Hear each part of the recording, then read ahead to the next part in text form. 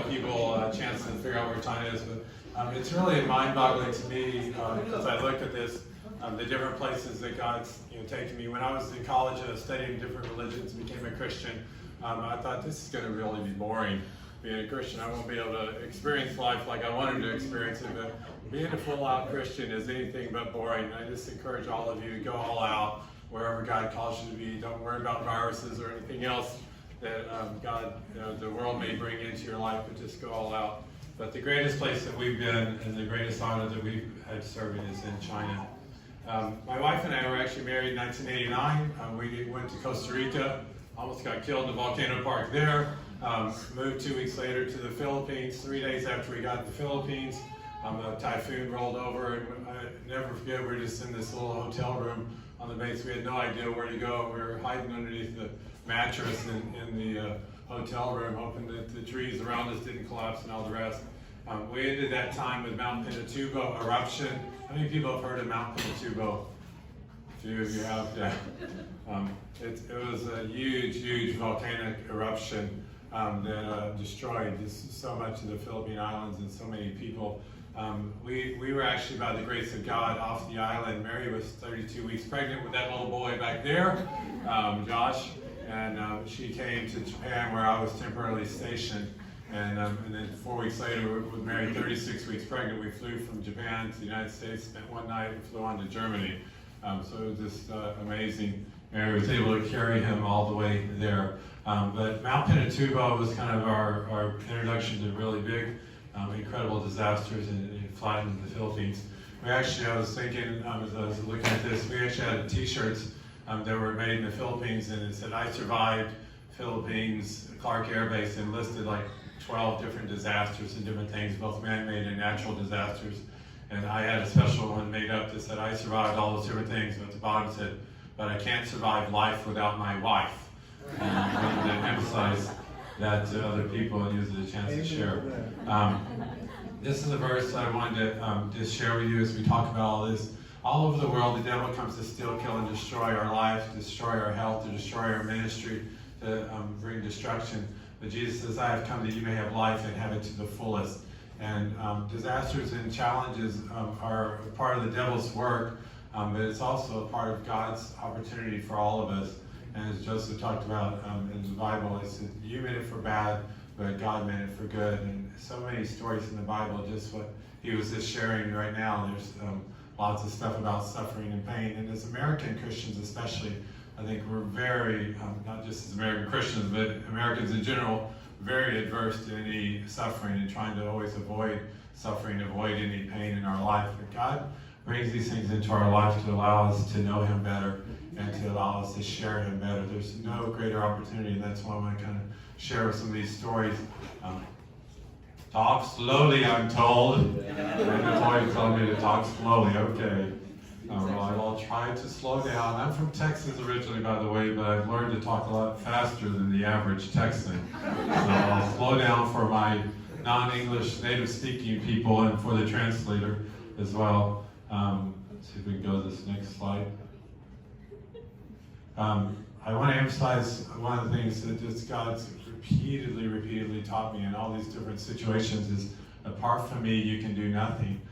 Many doctors especially, I mean, we're kind of God's gift to mankind, we think, as we go out and do different medical missions work. And it's really a humbling experience when you get there and you realize how little you can do. And I'm going to show some slides later that just show my kids actually in one of the situations did a whole lot more than what I did, and were a whole lot more better at ministering in that situation than I was. But apart from Christ, none of us can do anything. And then Jesus just emphasized in that same chapter, "I am the vine, you're the branches. If a man remains in me and I in him, he will bear much fruit." And I've seen this repeatedly, not just in my own life, but the life of so many others. If we don't stay connected to Jesus and strongly connected to him, we can accomplish nothing. So I just encourage you to tie into him with all your heart, mind, and soul. And then Jesus says in John 16, "I have told you these things so that in me you may have peace. In this world you have trouble, but take heart, I have overcome the world."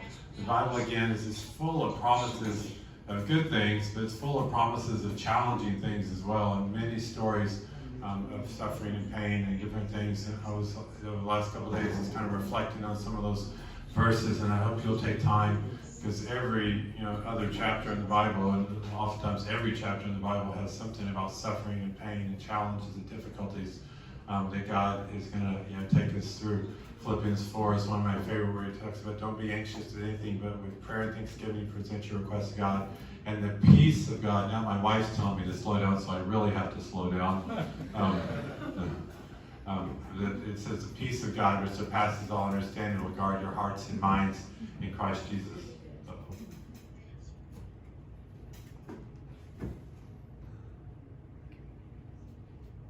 Go back to the root. That's kind of small to read.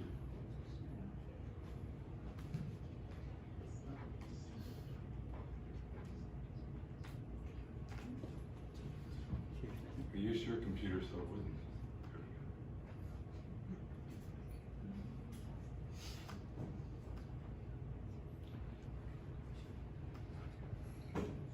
But as you read your Bible again, it is emphasized, look for those passages on suffering, look for those passages for challenges. And this may or may not work. That's the challenge of using technology. I thought here in China, I'm always worried because I speak in different places and always thinking it's not going to work, so I always have backup. But here I thought it will work. So there we go. One of the initial disasters that we started getting involved in China was actually a thing called love.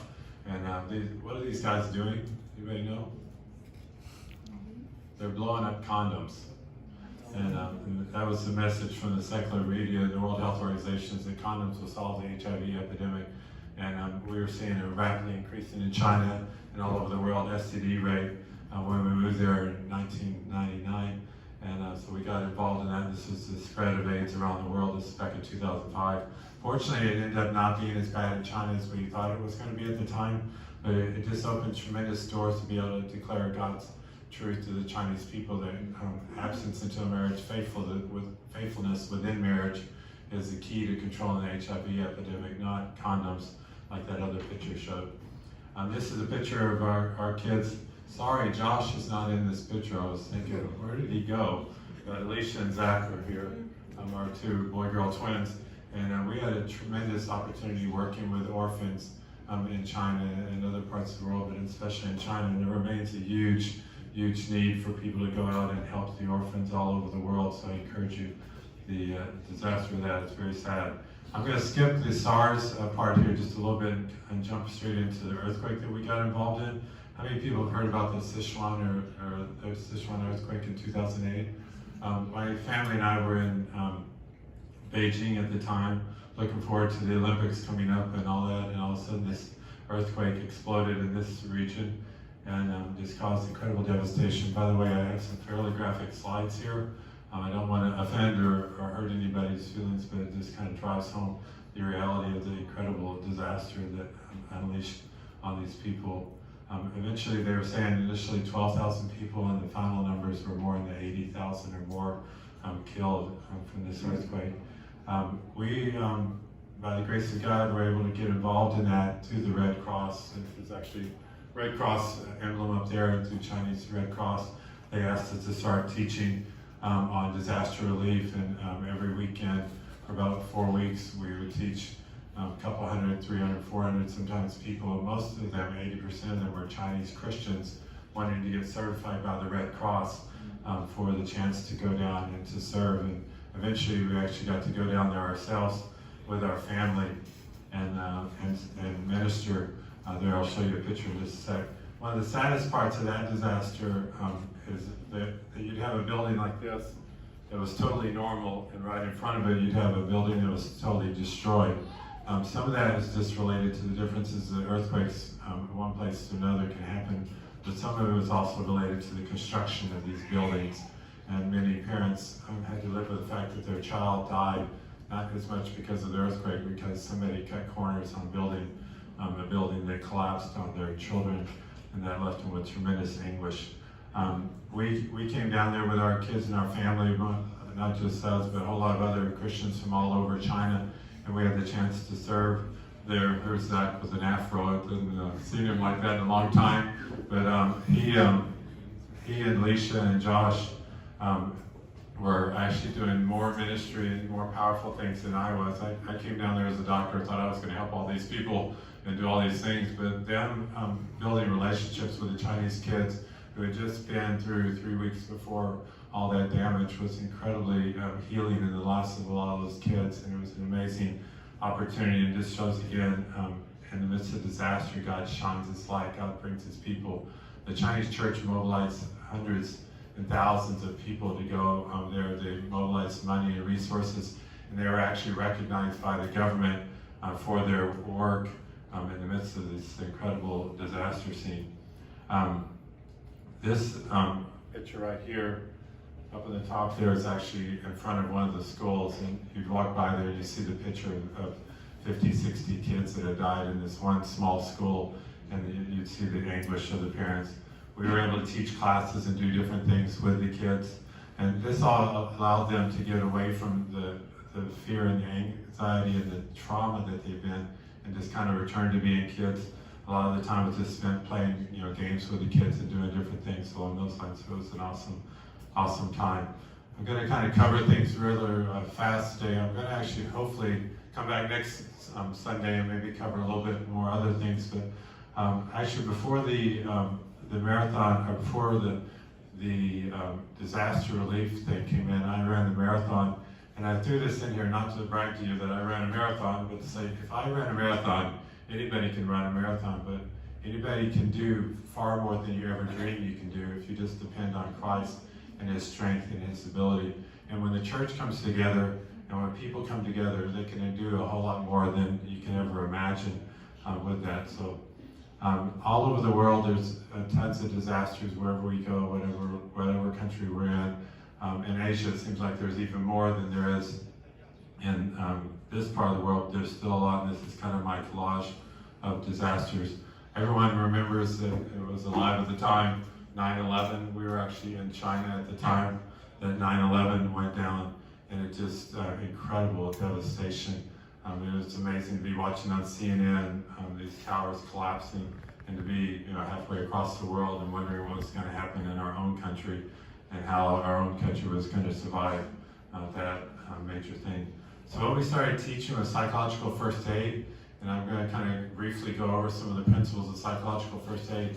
Not so that you can become a counselor, not that you can become a doctor or whatever, so although some of you may go on to do that kind of stuff. It's just so that you know how to help people in the midst of a disaster, because we have the potential with this current viral infection for it to spread to our country and all over the world. And so we may, in a very short amount of time, actually need people that can help people that are dealing with the trauma in our own country, but also other parts of the world.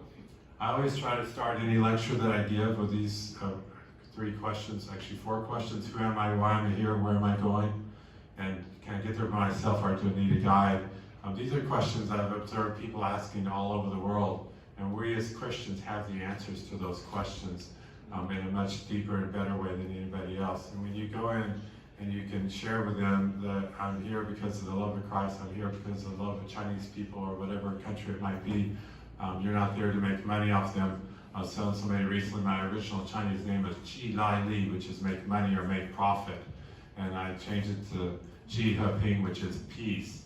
And my idea was I came to China to bring peace between America and China, to bring peace between husbands and wives, and ultimately peace with God. I didn't come to bring money.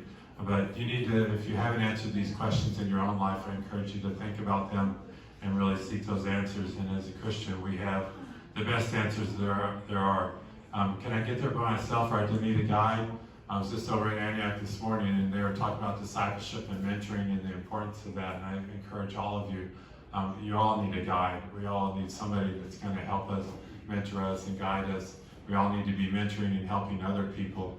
And it's an awesome, awesome privilege to be able to do that in the lives of other people. There's finally a picture of Josh. I did have one in here.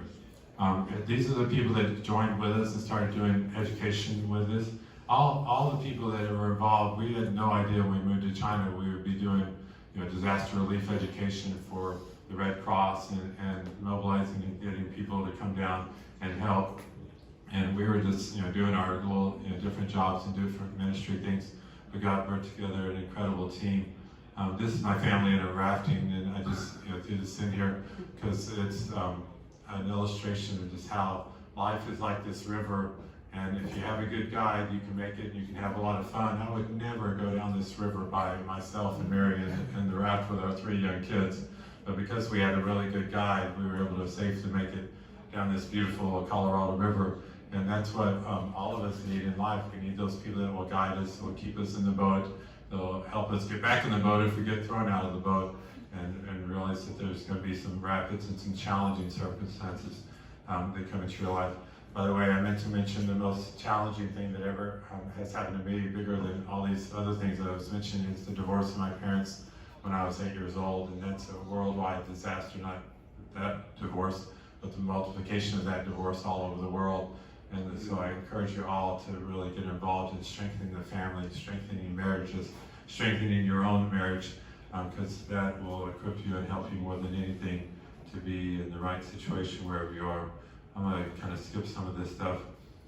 This is one of Winston Churchill's most famous speeches. He stood up and he said, "Never, ever, ever give up." And then he sat down, and that was his whole speech. When I read that, I said, that reminds me of many things in my life, and many things in the lives of many other people. When you're in a disaster, you're in a challenging situation. When I was in med school, multiple times I felt like giving up in other situations, but if you draw on the Lord and His strength, you can survive, and you can do so much more than anything you'd ever dream of. So I encourage you, if God's given you a call to serve overseas, God's given you a call to wherever it might be, which He has called all of us to somewhere.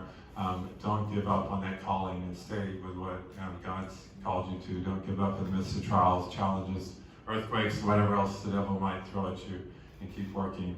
This is how this works in real life. And I've many times felt like I was like that frog getting ready to be swallowed. And many of the times when I've gone into these disaster situations in different parts of the world, I have no idea what we're going to do here. We're going to get swallowed up and destroyed ourselves. And one of the biggest things you worry about when you're going into disaster is becoming part of the disaster yourself. And there's many people that have rushed out into different situations, and they end up being more of a burden in that situation than they are actually helping people. So think a little bit strategically before you go out there, but realize you can hold on. One of the simplest things to think about when you're dealing with a disaster is so many people feel like this donkey in the midst of a disaster situation. They have no idea how they're going to get their feet back on the ground, no idea how they're going to be able to walk out this thing. And to help this donkey, you don't have to take away all the bricks on that cart. You just have to take away a few of them and get his balance back, get his feet back on the ground, help him to be able to walk out and do things. And that's why I realized every disaster that I've been, I can't solve all the problems that the people have. I can't even solve most of the problems that the people have. But I know a God who can solve all those problems. And I know a God who can allow me to go and take a few of those bricks off their life, maybe give them a medicine, give them some prayer time, give them some encouragement, let them know that God loves them, give them a hug. I mean, hugs are so therapeutic all over the world. Although Chinese people are not as huggy as some cultures, but they have learned actually a lot more to be a lot more huggy than they were when we first got there. But some of the simplest things in life can help people get their feet back on the ground and realize that they can go on. I always talked a lot in China about stress reduction, stress management, so I thought I'd quickly cover this for you because I know a few students in here are stressed out. So I want to encourage you in some things you can do to help with stress. And when you're in a disaster relief situation, it's the stress and all the things that people are dealing with that often cause them the most problems. One of the things is just practice gratitude. There's actually thankfulness therapy now that a lot of psychologists are promoting. Unfortunately, they don't have Jesus to be thankful for, many of them, so they don't have a reason to be thankful.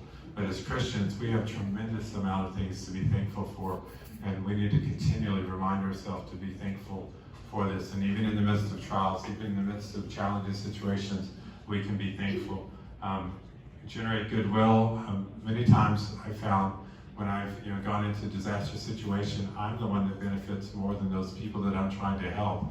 And I'm sitting there trying to help them with their different problems, and they're helping me more than that. So when you reach out and try to help other people, you often experience more than that in your own life. Doing volunteer work is another thing which goes along with that.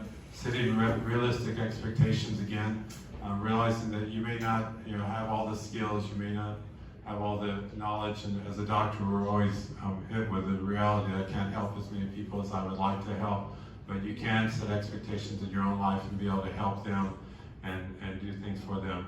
Laughing is a very powerful thing all over the world, so I encourage you to laugh as much as you can. Play is a lot of powerful thing as well, and that's again what our kids did when we went into that disaster situation and after the earthquake, is our kids came in, they laughed and they played. Kids, it's always amazing, have such an incredible ability to build relationships, and even though they didn't speak, Josh now speaks Chinese very well, but back then they didn't speak Chinese that well. They couldn't even communicate with these kids, and I didn't either. But they could just laugh and play with those kids and relieve a tremendous amount of stress in their life. Meditation is also a very powerful thing. Meditating on God's Word, studying God's Word, and having that in your mind and your heart all the time, because you'll need those verses to recall in your mind when you're dealing with a challenging situation so you may come in across the world. Avoiding anger is something that I've had a challenging time dealing with. I'm a very vocal person at times with my anger, and my wife and my kids will tell you that I've learned through God's grace and God's peace to be better at that, but still learning as well. But anger is this incredibly destructive emotion, and that's why the Bible repeatedly says, do not get angry, do not get angry, and gives us encouragement and the ability to follow that out. And again, a lot of psychologists will tell people, you just don't need to get angry. But if you don't have Jesus, it's really challenging dealing with some of the things in the world. And even with Jesus, people don't do as well as they should. Accept what you cannot be changed. Again, in so many of the disaster situations, we want to try to roll back things and try to fix things. We can't necessarily change the things that have happened in our own life or the lives of others, but we can go forth from here and make a difference in the lives of others and reach out to them. Avoiding frustration, prayer. Prayer is definitely one of the most powerful things that all of us can do more of. And just wherever you go, people need prayer. If you're in a grocery store, if you're in a mall, you're on the tennis courts, you're playing on the basketball courts, you're at work, any place that you go, people need prayer. And people, especially in America, but really all over the world, are open to prayer. I've had the privilege of praying with thousands of my patients. Many times they come in, they're tattooed, they're long haired, they look like they would never accept Jesus. They're going to go complain to my boss, and I'm going to get in trouble and have problems here. But many of those people are the ones that start crying when you offer them prayer. Many times in a disaster situation, just taking time to cry with somebody, to pray with somebody, and to let them know that God cares about them is one of the most powerful things you can do. Don't forget exercise is the next one on this list. In the midst of busy college life, in the midst of med school life, especially for me, I kind of ignored the exercise part of things, and that's a critical part of life and health. So if you're in a disaster or wherever you are in your life, fit exercise in, because God intended us to stay active and to be able to deal with that. And it's a major stress reliever. Learning to relax. How am I doing time-wise? How much time do I have? 10 minutes? Okay. Learning to relax is something that you can practice relaxation techniques. Hopefully practice those that are biblically based, not Buddhist based or Hindu based, which is what a lot of the stuff on the internet is.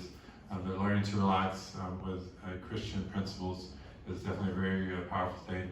Putting more control in your life and realizing that there are things that you can control. You don't have to just flow along the river of life, that you can control things. And then reconciling conflict, confess, and forgive. Reconciliation and forgiveness is another major theme within the Bible. Repeatedly, God talks about the importance of reconciliation and forgiveness. If you have a bad relationship with your mom or your dad, if you have a bad relationship with your brother or sister, your friends, try your best to reconcile those relationships. And that was when we were in China during the earthquake and also during the SARS epidemic, getting people to reconcile the conflict that they had and the anger that they had towards different people was a very powerful thing to do. How many people have ever seen this ad? Josh says yes. This is actually a major ad that the Nike ran in China around the time of the 2008 Olympics, and it says "Impossible, nothing." And when I saw these ads, I thought that is so true of life. But what I also noticed is all these people have a lot of people behind them, helping them accomplish that. And many times in an Olympic situation or whatever athletic situation, we're all focused on this great athlete and look all that they're doing. But none of us accomplish anything without a lot of people in our life helping us accomplish that. Mom and dad, our friends, our brothers and sisters, God, ultimately. So we don't accomplish things, and things aren't impossible unless we really are connected with a lot of other people. So take time to be thankful for those people that have allowed you to reach wherever point you are in your life, and realize that God can allow you to do far more than that. I wanted to cover also just briefly the SARS epidemic. In 2003, we were actually in Beijing when that started going down, and I had another slide I was going to show you, but it started in southern China, quickly moved to Hong Kong, and then just scattered around the world. And I remember being in Beijing, and I read an article about this little virus that was down in Hong Kong and southern China, and I'm thinking, oh, that's not a big deal. And then within a week or two, it had spread to Beijing, and just incredible changes in our life. And I went from seeing patients dressed like I am today to seeing patients fully gowned, like I was a surgeon, with mask and a hat and all this other stuff. And I told people, if I wanted to see patients like this, I would have become a surgeon, not a family practice doctor. But it just totally changed the way you interact with people when you're wearing a face mask all the time. You can't see their face, they're wearing face masks, and we had to interact. But the people that really suffered during the SARS epidemic, and the people that are suffering now in China far more than we did when we were there, is the hospital people, the Chinese doctors and nurses, and they were actually quarantined and restricted to the hospital for a while. They've actually shut down whole cities in China right now, trying to contain the spread of the virus. So these people that are on the front lines taking care of the patients need our prayers, they need our help, and they need relief. Many of them are not Christians, so they need all the more. When I was in China, I'll never forget this good friend of mine, another family practice doctor, Chinese lady, Ali is her name. She came up and she said, "Larry, you are so brave and courageous." And I said, "Why do you say that?" She said, "Well, these other doctors, we'd had 2 other doctors, 3 actually, there were foreign doctors leave with 1 day notice. They told the hospital, I'm going, and they flew back to their home country the next day." Jolene says, "Those other doctors left us, but you're working here and you're continuing to serve and help the people even though the virus is here." And I said, "Jolene, I'm not the brave one. You're the really brave and courageous one."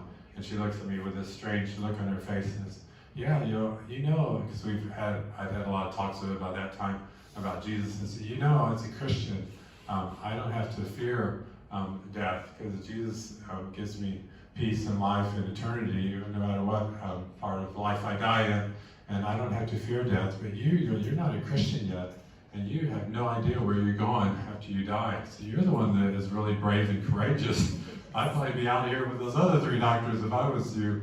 But John was like, "Don't say that, I don't like to hear that." I said, "Well, it's true."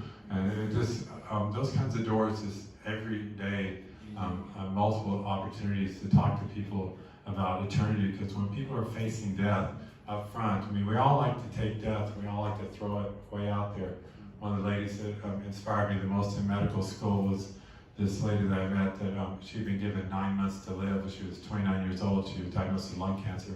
And she talked about how we all know our birth, but we take our death and we throw it way out there, and we don't think about what we put on the shelf of our life, what we do with our life. But when she had 9 months to live, all of a sudden death came right in her face.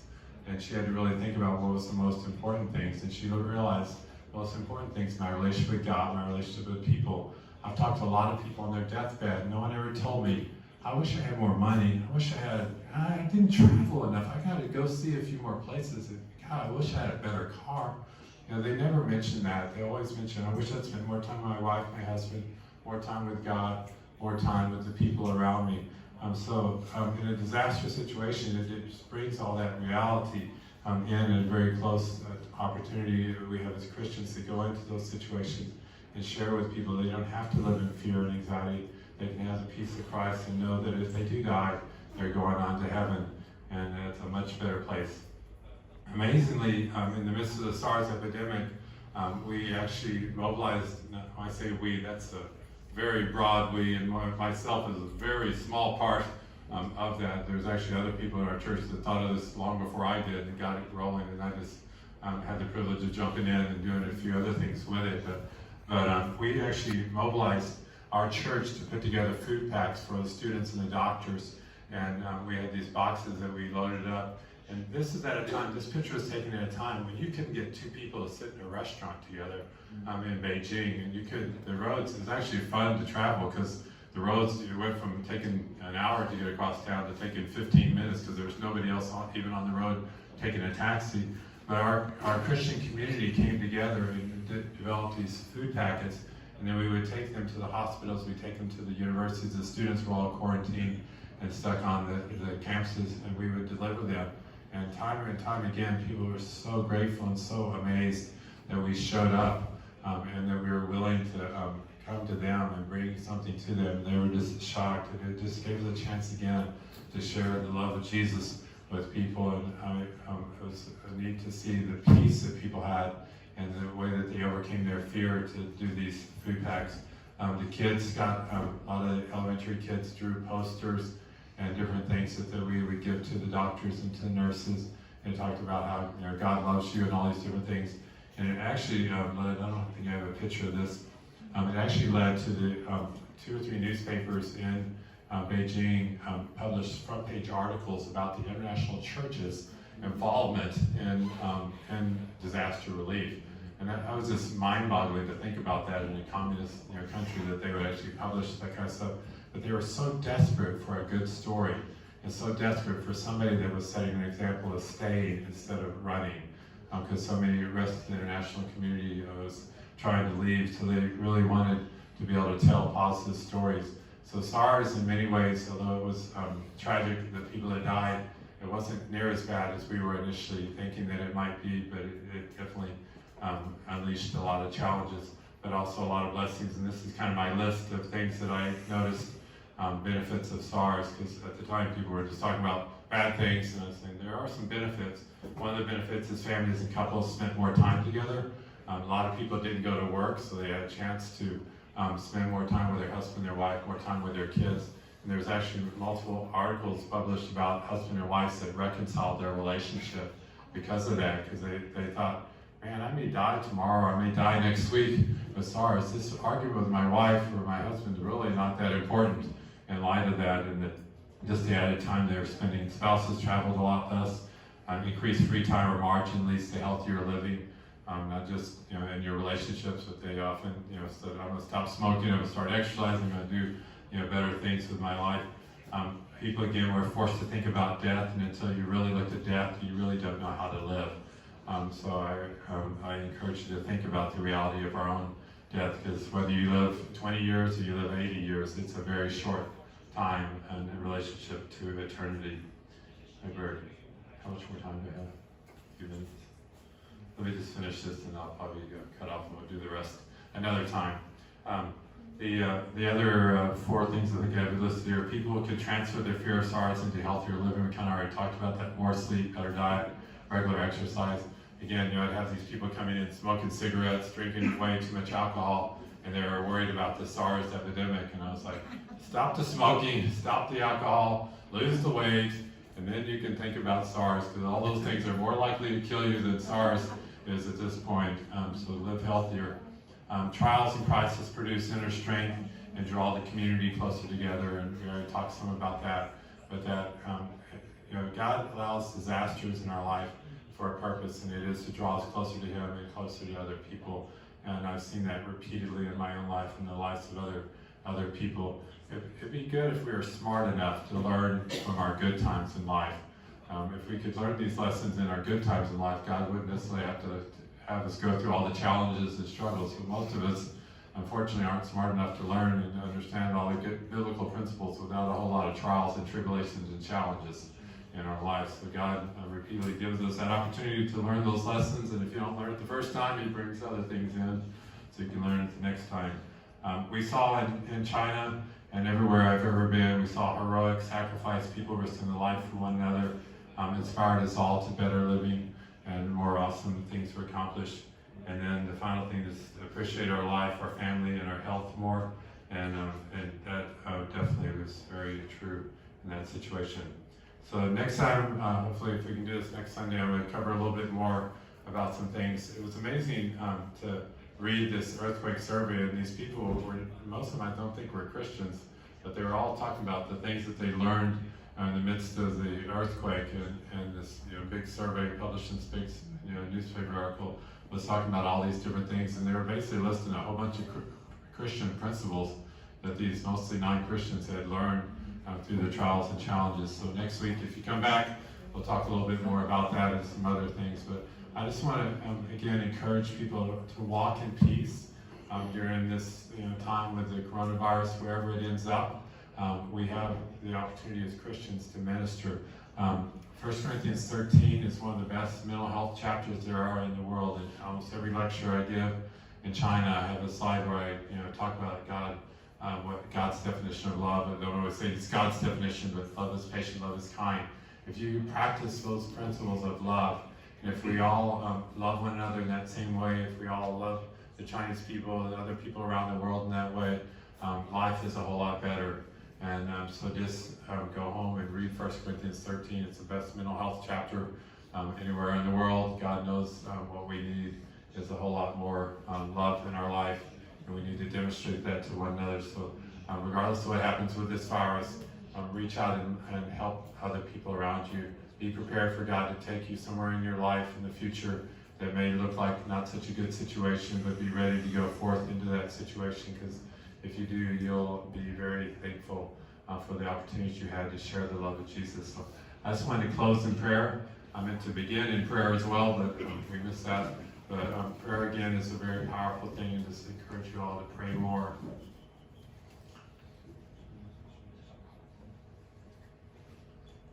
Dear Lord, thank you for the privilege of coming up and sharing just the things that you've taught our family through the many different challenges and tribulations we've had the privilege of being a part of.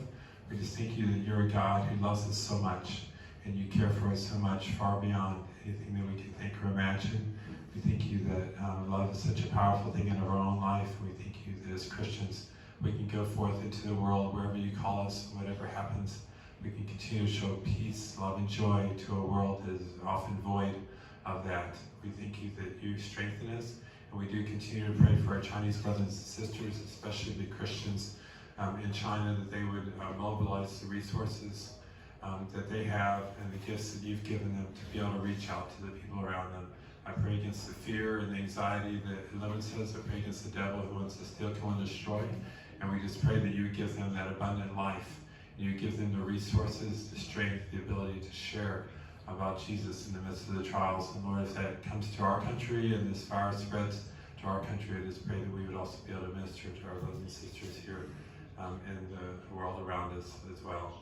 We just pray your blessing on this Chinese church. Thank you for some of the new people that are here today. And we just pray you would just continue to bless the church here's ability to reach out to the Chinese students. We pray especially for this one student who's may have the virus here in Waco, as well as other people around our country and around the world. And we just pray that you would comfort them and strengthen them and help them to come to know you through this time. We praise you and thank you for this in Jesus' name. Amen. Hopefully I was slow enough for everybody.